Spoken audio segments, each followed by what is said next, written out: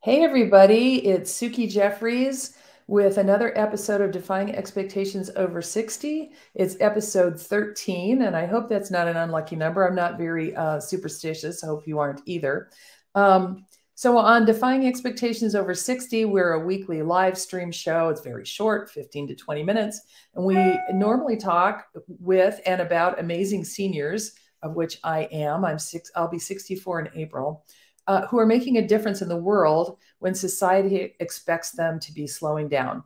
I'm Suki Jeffries, best-selling author, behavioral superpowers coach, and retirement specialist. I help women at or nearing retirement age build a life on purpose of health, passion, joy, and money. So welcome to the show. And today I'm especially pleased to welcome my friend Brian Manthey. He is actually not over 60, but he's actually 50 years old. I was telling him earlier, I vaguely remember that birthday. And he is here today because the subject matter that he's going to talk about is definitely over 60 and may be of interest to many of you and many of the men that you know, and women, not as many women, but men. So Brian's here to talk about a book called Vietnam, Its Impact on My World, that his father wrote and Brian published this year.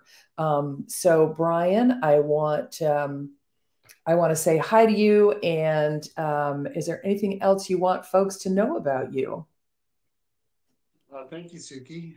I am married with children, and I have four children and a beautiful queen for a wife. And I am glad to be on your show, and I appreciate you letting me be on here. Oh my gosh, I'm so glad to have you. So Brian and I have been spending a lot of time together over the last 6 weeks or so. We're in a goal setting program that you may have heard me talk about together, and we're making amazing things happen. So I want to talk a little bit about the book. So I understand that your father wrote the book, but didn't get to publish it. Tell us a little bit about that. So, my father back in the 90s started to go through PTSD counseling. Mm-hmm. And my dad's a very artistic, visual person.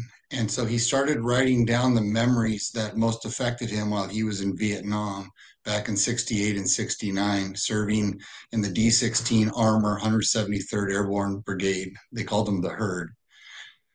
So he wrote those stories, and I used to talk to him about publishing these stories. And he would tell me that he didn't want to discuss the stories, he didn't want to relive it. He was writing it because he found that as he wrote the stories down, the memories of the stories faded. And so Yeah. it helped him a lot. So it was kind of a catharsis for him. He just was writing them down just to get them out. Exactly. Exactly. He was just trying to work his way through his Hmm. trauma. Yes, great. And that's a long time to live with it. I mean, he was there 68 and 69, you said? Yes. Yeah, so that was a good 50 years before at least 50 years before he started writing them down. So a long Yes, time to live with PTSD. definitely. Yeah. So your father, as I understand it, passed away in 2019, sorry, 18. 18. I asked you that question a moment ago, and I've already forgotten it. That's what it's like being over 60. Get ready. So what was your father's name? My father's name was Stephen Manthey. Uh-huh. And did he, what do you remember about him as a dad? He was a great dad. He would take me hunting and hiking and spend time with me. Mhm. He especially was very much into, because of his trauma in Vietnam, he was very much into taking me out in the woods and teaching me how to hunt with archery and to eat different berries and that sort of stuff like that out in the woods Oh, for that's cool. survival purposes. So there aren't a lot of woods here in Arizona. I know you live in Queen Creek, Arizona. Where did you grow up with him? I grew up in the Seattle area, up in Washington State. Mm-hmm. Lots of woods So, there. yes, lots of woods there. That's cool. So, um, you said that he didn't want to publish it when he was alive. So tell me how and why the last 5 years you've gotten this book ready to go out. So he didn't want to publish it because he didn't want to rediscuss the stories. And so since I published it, I have found from posting on different Vietnam sites on Facebook, his story is being talked about a lot. In fact, I've been reached out by quite a few people that knew him over there in Vietnam, and Wow. they add to the story. So from what I understand, from what I heard from a guy that served on the same armored personnel carrier as my dad, he said that when you start talking about the stories, it's from your point of view, then the other person adds into the story, and then the trauma of the story relives itself, which takes some months to even years to get re established out of their mind. Oh gosh. So he just did not want to live through that anymore. He was having a hard time going through PTSD counseling and having to relive stories, let alone to have to bring out the full story of even areas that he might have blanked out. So some of these people who served with him, they are able to fill in some of the blanks of those stories and tell you more about your dad. Yes, they are. Yeah. They they talked about what kind of a soldier he was, someone that they could always count on. It's been very I'd say exciting to What a hear the gift. stories, Yeah. hear how people how they admired him. One of his friends that he served with, he called my dad his battle brother. And Mhm. when my dad left out of Vietnam, he actually felt lost because he no longer had my dad on the other side of the 60 caliber. Yeah, So wow. Yeah, it must be wonderful to hear about your dad as a very young man and the qualities that he displayed even back then. it's absolutely amazing thinking what these 18, 19, and 20-year-old kids are having to do over there. Hmm. Some of them It's as young very as, yeah, some of them as young as 16. I was, when I was 15, they stopped the draft. So my friends were very close to being drafted. And, they just, I look back now at 16-year-olds. I mean, we thought we were tough stuff when we were 16, that you probably did too. And yet you look back now at 16 and it just seems like, we're sending babies to battle. definitely babies going into battles. I look at my own son's 15 right now. I couldn't imagine him being drafted and sent over to a Mhm. foreign country to go fight. Yeah, yeah, crazy, crazy. And your dad, yeah, and your dad not only did it, but he did it clearly with valor and honor because, these guys are writing you so many years later and telling you about him, before you were born, right? I mean, long, long Definitely before. before I was born. Yeah. What have you learned about him? What more have you learned about him that you didn't know? So in his book, he's talking.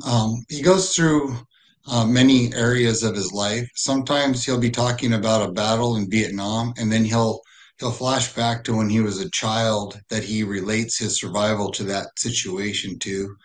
In the first chapter, he talks about pulling his M6. He was a driver, and he pulled his M16 up on a Vietnamese Viet Cong soldier.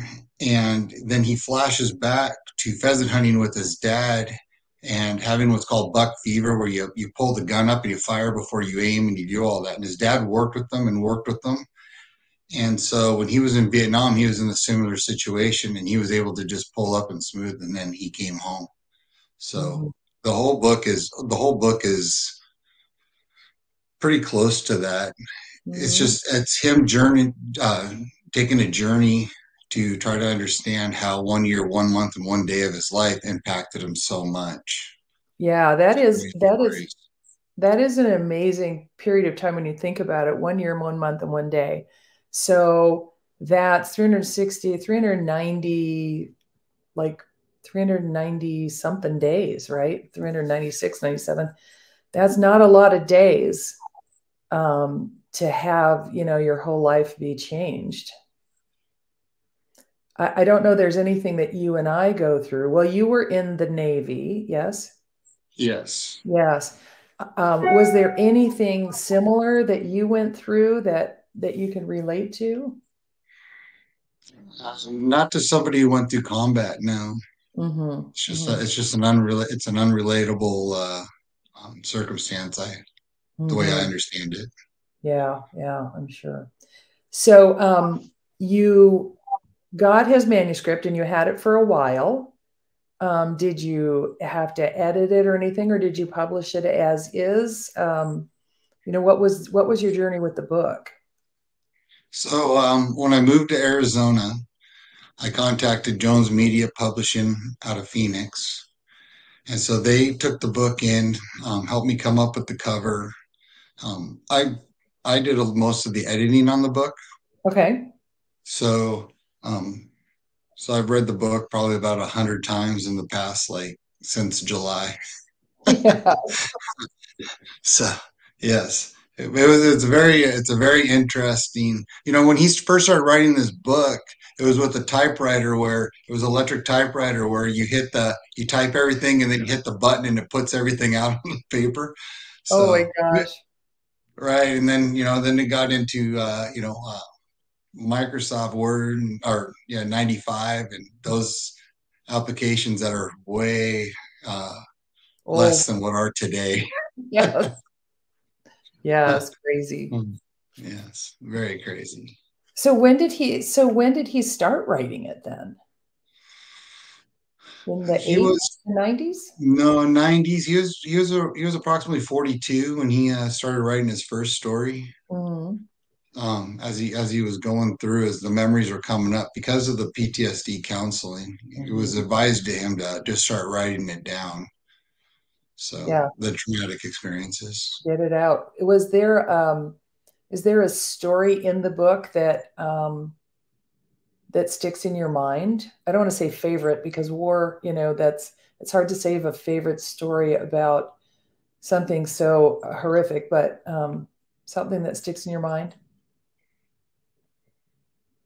The first chapter with it's called A Gift from My Dad, and even the second chapter, A Gift from Grandpa, which are two stories.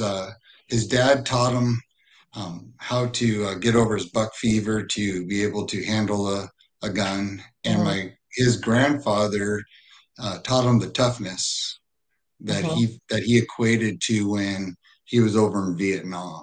Hmm. So those are first two chapters of the two that are my Yeah. ones I like the most. Uh-huh. If you're gonna pick one, Yeah. So yes. the toughness, is that like facing your fears and getting up and doing it even when you don't want to, that kind of stuff? So in the story, his grandfather, out of all of his cousins, picked him to go up to he was working on his farm and to go up to another farm where he had more cows to go up and brand the cows. Hmm. And then my dad was about, if I remember correctly, he was about 9 years old. And then afterwards, him and his grandpa were going to go fishing. And on that way to fishing, Grandpa had this spot that he knew that was just going to be loaded with fish. And so he starts running. My dad's running. They're going over the side of the mountains. They're climbing up the sides. They're, just working their way to the fish. And when it was all said and done, to make a long story short, when it was all said and done, his grandpa looked at him and says, "You're going to make it because you're tough."